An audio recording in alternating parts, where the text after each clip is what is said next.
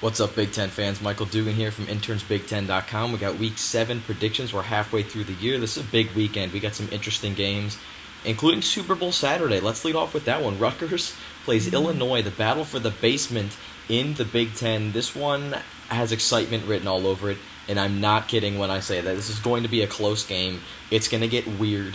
We need to embrace the chaos. I actually wrote about this in my What to Watch For piece that came out this morning as well, so go check that out. Embrace the chaos. There are playmakers in this game. This is Big Ten football. It's the best conference in the country. There are playmakers in this game. I've got Rutgers winning this game. They're 2.5-point dogs. It's in Champaign. It's going to be ugly. It's going to be a close game. Give me the Knights. Chris Ash's first Big Ten win. It's going to be exciting. It's going to be a fun one, I promise you guys. Count on me for that one.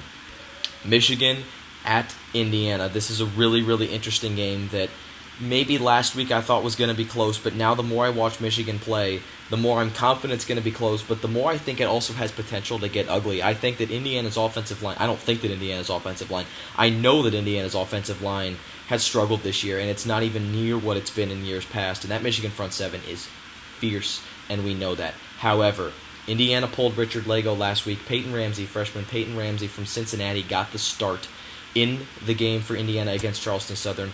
He's getting the start again this weekend against Michigan. That gives Indiana much-needed mobility in their backfield. If Michigan's going to pressure Indiana's passing game, which they for sure will, that front seven is going to provide a lot of pressure. Having a quarterback that can run like Ramsey is going to be huge for Indiana, so that is something that it might decide the game. Ramsey's mobility and ability to make plays on the go might decide the game for Indiana. So Michigan's the touchdown and a 0.5 favorite, 7.5 points. Give me Indiana with the points. I haven't seen enough from Ramsey to predict a straight-up Indiana victory in this one. If it's going to happen, it's going to be because he makes a couple good plays on his feet and extends drives. That's what's going to give Indiana the win in this one. I don't know if it's going to happen. I think it could. The kid's been impressive from what I've seen. But I can't go as far as to predict it yet. But this is going to be a very close game. Less than 7.5. Indiana with the points, Michigan straight up. Purdue at Wisconsin. Wisconsin's on a collision course right now. I think they're going undefeated. They're going to run the table. Purdue's going to make this interesting. I think that they've been kind of silent since that Michigan game, and I think that's going to kind of get under their skin. Jeff Brom is definitely coaching with a purpose here. 17-point favorites are the Badgers as of right now. Give me Purdue with the points, but Wisconsin wins this one by double digits. It's in Camp Randall. It's tough to win there, especially when you're such an underdog like Purdue. Northwestern at Maryland. My, is this going to be ugly. I mean, we haven't seen anything from Northwestern in the last couple weeks that is proven it's going to be anything but ugly. I mean, they can't run the ball. They can't establish a running game. Their offensive line is terrible. Their receivers can't get separation. They're incompetent on offense. And Maryland, on the other hand, might be playing their fourth quarterback. Max Bortenschlager did pretty well a couple weeks ago, and last week in the Horseshoe, he didn't do so hot, but that's expected when you go into the Horseshoe. You know, when you weren't really expecting to play all season, you have to go in the Horseshoe and start. Expect to lead your team to victory. It's just not going to happen. This is going to be an ugly football game. Northwestern's actually favored in this. I'm not sure how. I think Maryland's explosive run game is going to be enough for them in this one. I've got the Terps winning this one.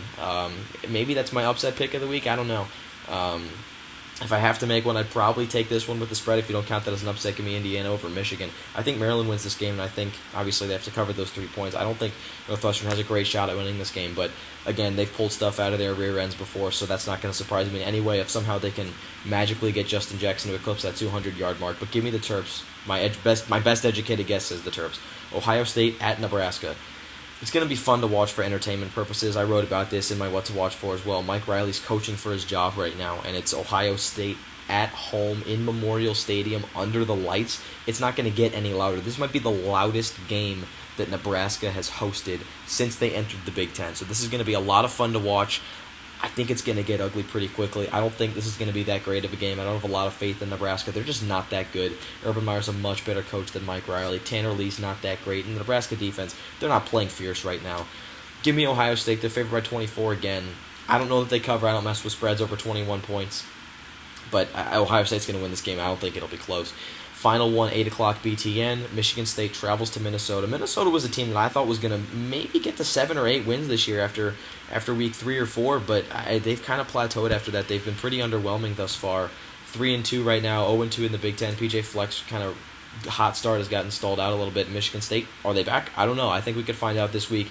If they can kind of put in an impressive performance in Minnesota, then who knows, they may be on the road to something interesting in the Big Ten East when they play Ohio State in a couple weeks, so we'll see. Thank you guys for tuning in. I'm sorry, I got the Cubs game on right here, so I'm sorry if I keep looking up. This game is just bad for my heart. It's crazy right now.